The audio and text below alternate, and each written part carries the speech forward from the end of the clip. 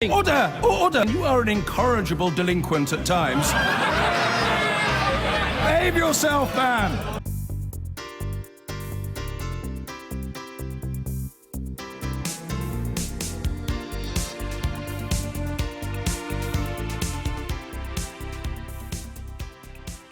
That was a long time ago. Yeah, that veranda, I used to slide down there.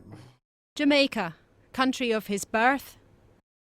Britain, country of his home.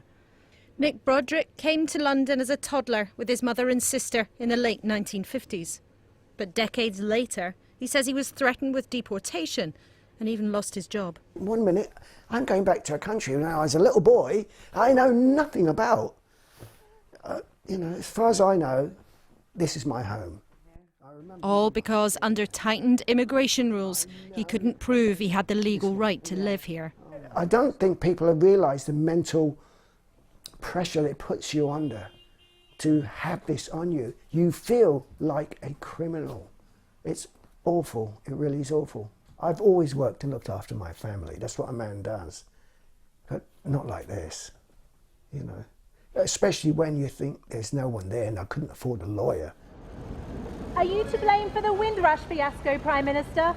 She was in charge at the Home Office for years when the laws became stricter and stricter. But the Prime Minister has apologised again because the Windrush generation should never have been caught up in the changes. These people are British. They are part of us. And I want to be absolutely clear. I want to be absolutely clear that we have no intention of asking anyone to leave who has the right to remain here. But what happened to records that could have avoided at least part of the problem? In 2010, the Home Office destroyed landing cards for a generation of Commonwealth citizens, and so have told people, we can't find you in our system. Did the Prime Minister, the then Home Secretary, sign off that decision? Prime Minister.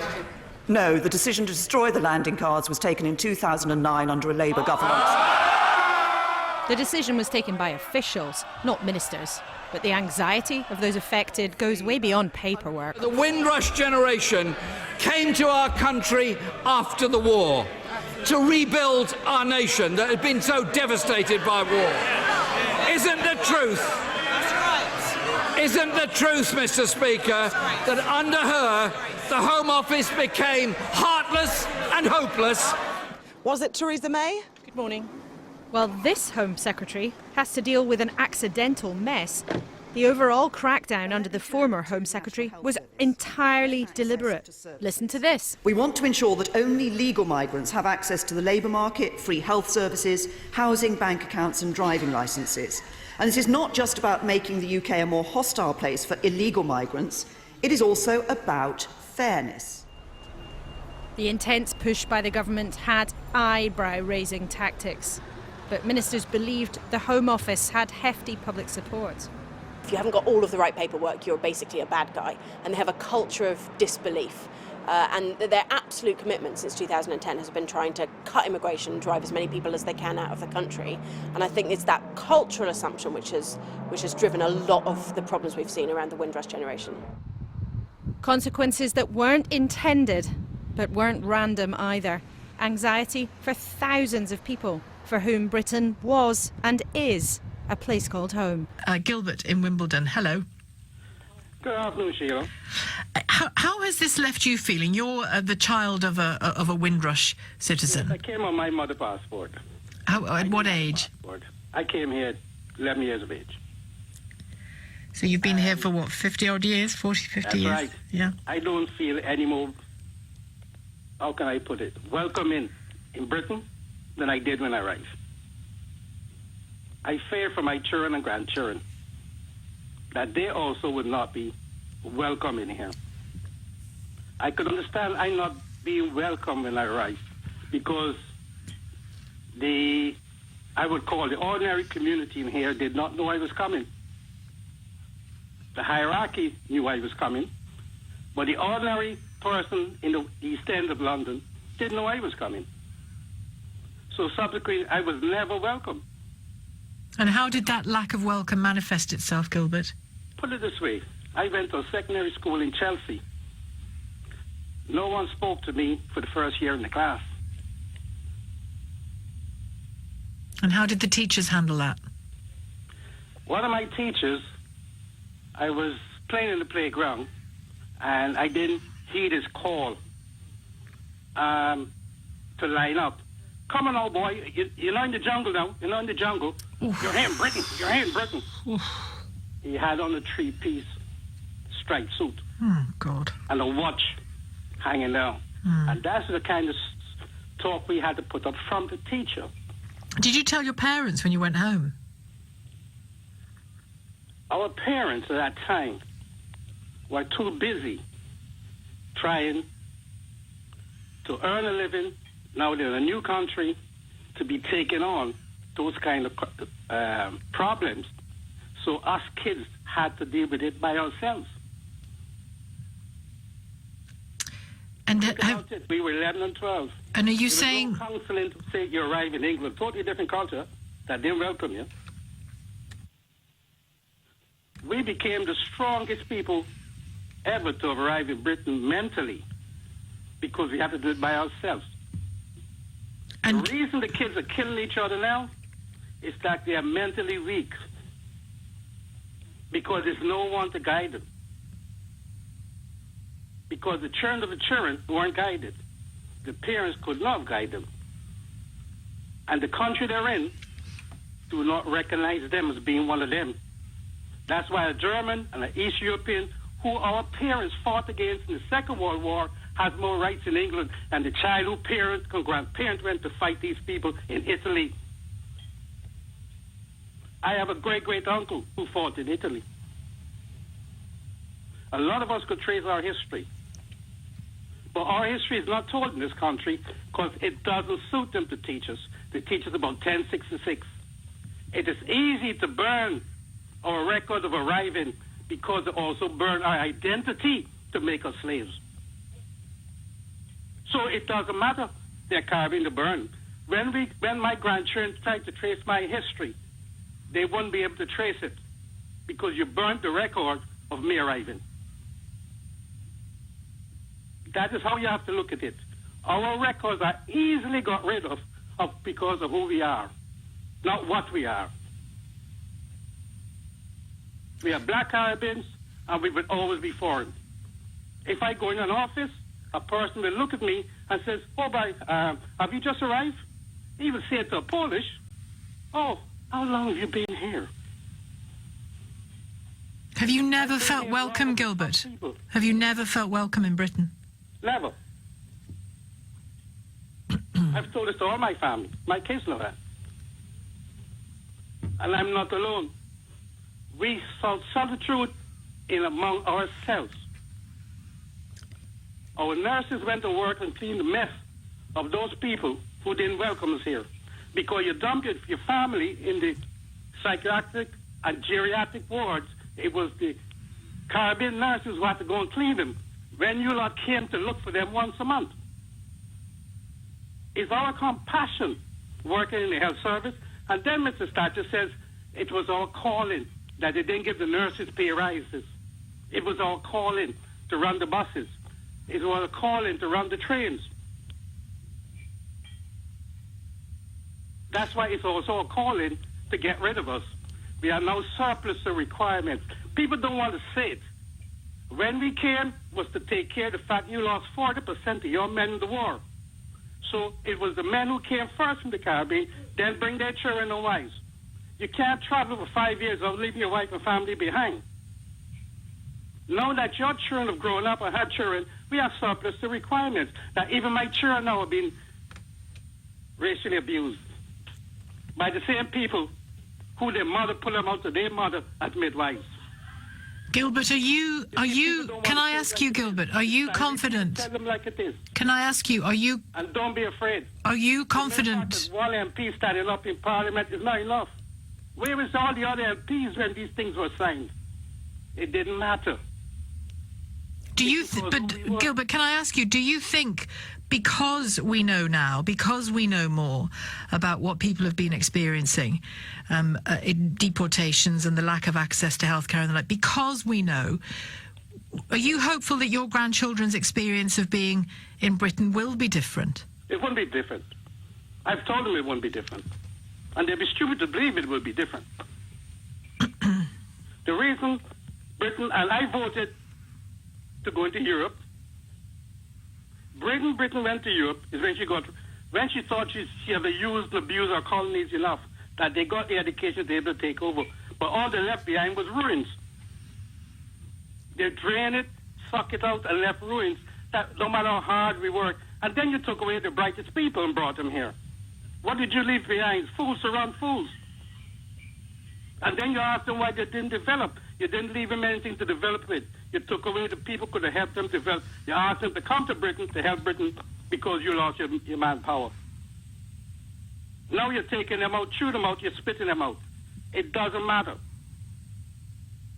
I'm a black man of 69 years of age. I am still looked at as an immigrant when I enter certain places. Don't you think my grandchildren be seen the same?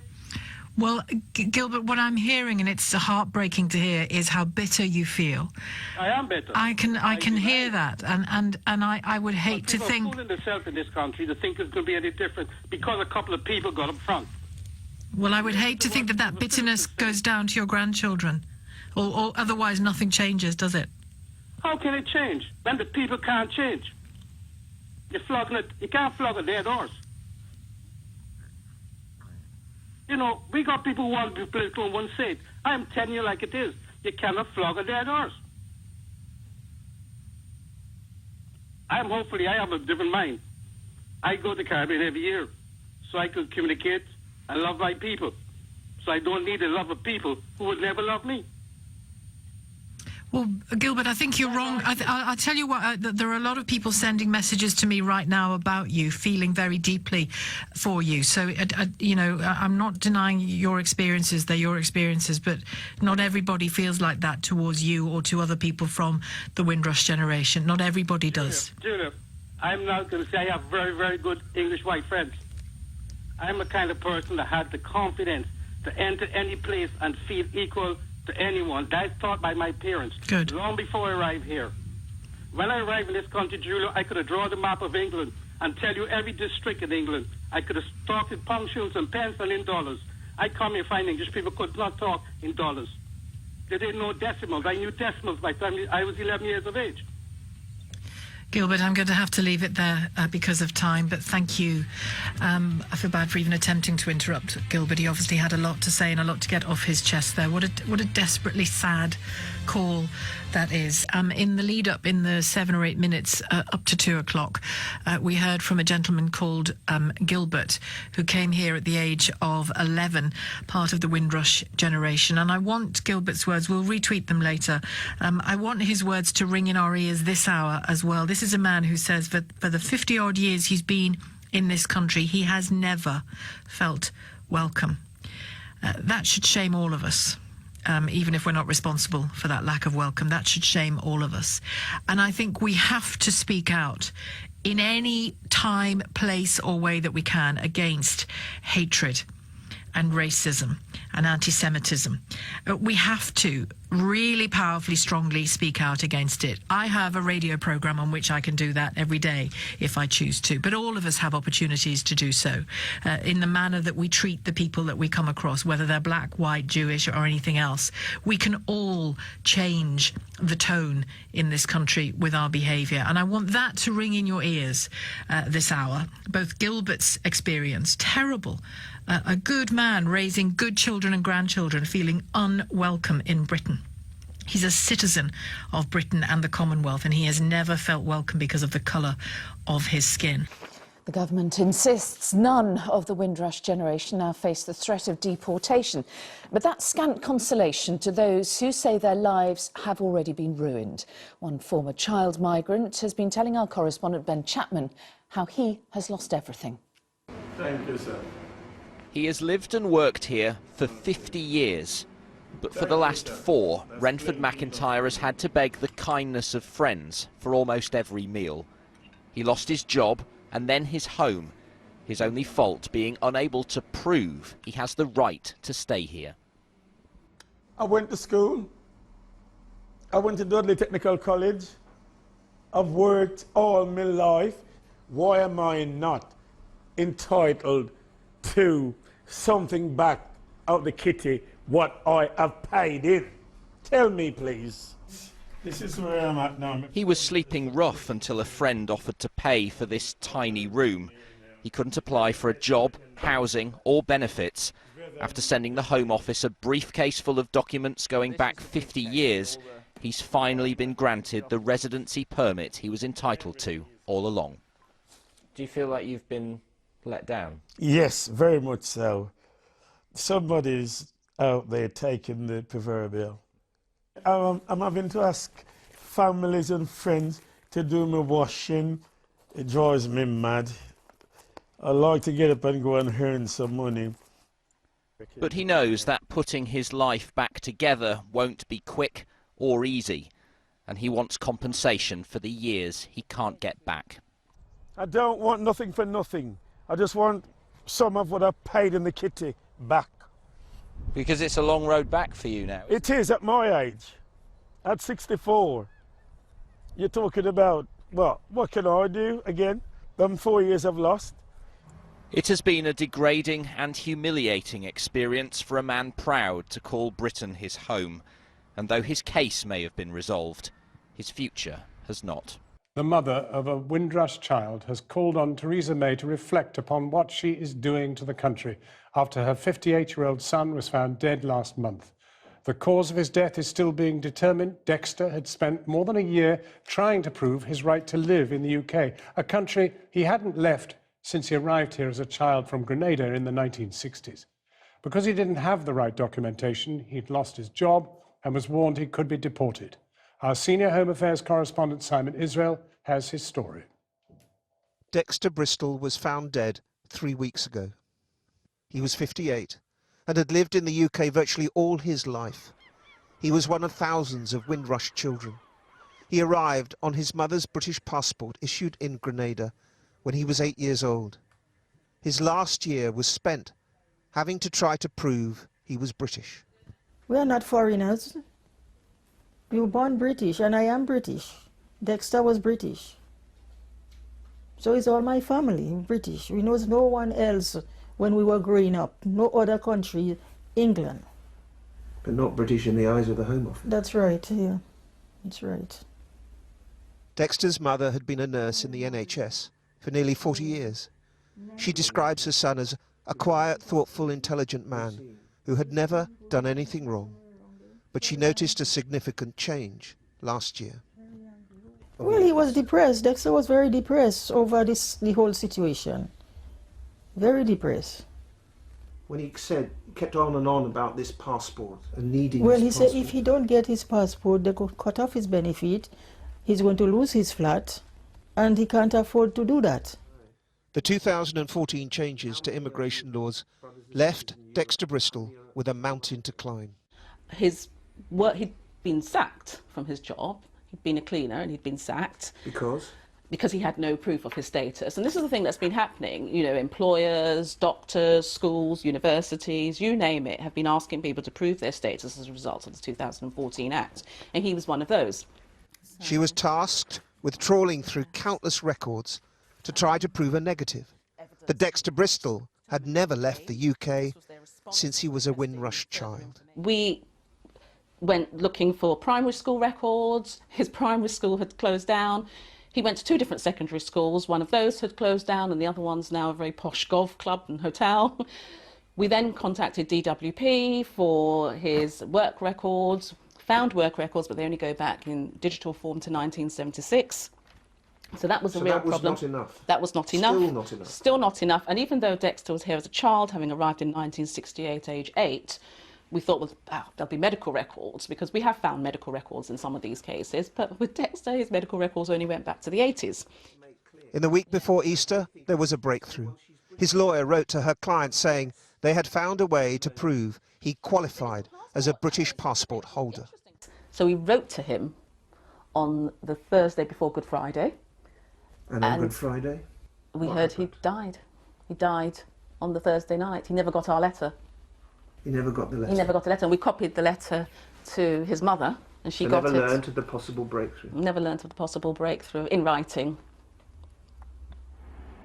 The changes pledged by the government, the offer of help to find information, the promise that no Windrush child will be deported, have all come too late for Dexter Bristol. Very unfair. I mean, a child come to this country 8 years old and spend 50 years. This is their home. Very unfair. Do you feel angry? Very, very angry. I cannot put my words together right now because my mind is not with me. You know. I understand. I'm not normally like that, you know that, Jackie. I'm not normally like that, you know. But I'm very, very angry, and I'm grieving at the moment. I'm frustrated. Everything is happening to my life right now. And Miss Theresa May should have another look at the situation she commit in this country, well, if that's the right word, the situation she creates in this country for the Caribbean and even the Africans, for foreigners. You know, she should have another look, and she should be ashamed of herself. And all the other MPs that is on her side, they should be ashamed of themselves, because we are human beings. I would not accept myself as a foreigner. I'm not a foreigner. This is my home. This was the first bit of evidence that we got that showed him being here in 1974. Okay. Like many other cases, Dexter Bristol's was not simple, but the onus was always on him to find documents from his past. The Home Office has yet to respond. I've been